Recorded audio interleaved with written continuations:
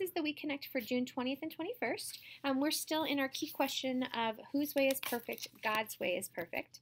You just wrapped up a session on Jonah, or excuse me, you just wrapped up a session on Noah, and you'll be teaching Jonah this week. So you will be in the book of Jonah, chapters 1 through 3, basically. So just take a few moments to read through that and have God's word impart some wisdom upon you before you teach our kiddos. So you'll have Stormy Jane, your dog, and she will be assisting you through your storytelling lesson. You should also have your boat scroll from previous weeks. If you don't, it's no big deal. And you'll also have a story visual of Jonah inside the giant whale. So the first thing you're going to do with the kids is you're going to get them to do, it's an active game with different actions to help teach them about following directions. So you're going to just call out different instructions for them to do.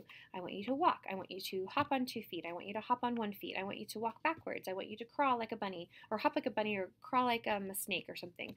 And each time you yell turn, they have to turn around and do the same action in an opposite direction. So you're helping them to understand directions, because obviously Jonah had some hard time following God's direction. And you can say, to transition into your story at the end, you can tell them how fun that was, and you want to get into story time and hear the true story right from the Bible. And our story today is about a man named Jonah who was going one way, and then God turned him in another direction. So that'll transition you into your story. Now your story's all written out for you, and I know many of you have probably already told this story several times, so just go through the lesson and of course go through the Bible verses to just kind of prepare your heart to tell the kids.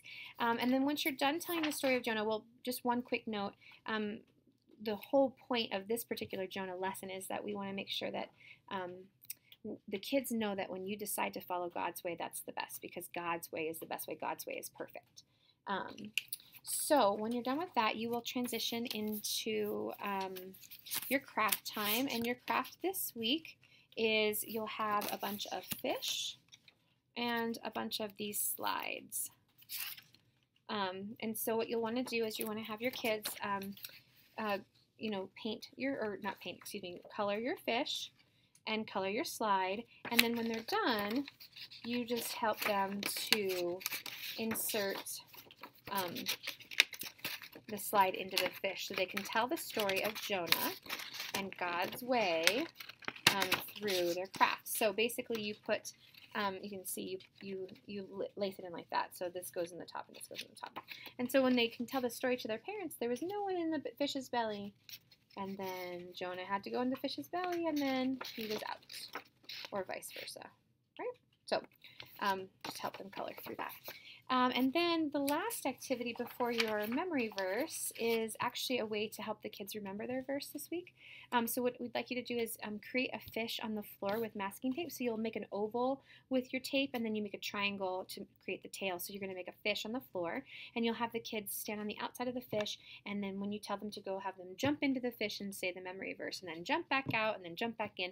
And you can change it up a little bit. You can say, if you're wearing the color purple, jump in the fish and say your memory verse. If you have a hat on, jump in the fish, that sort of thing, just to help them kind of get a better memory of their memory verse. Now hopefully this third week they have this memory verse down. It's really easy. It is Samuel 22:31.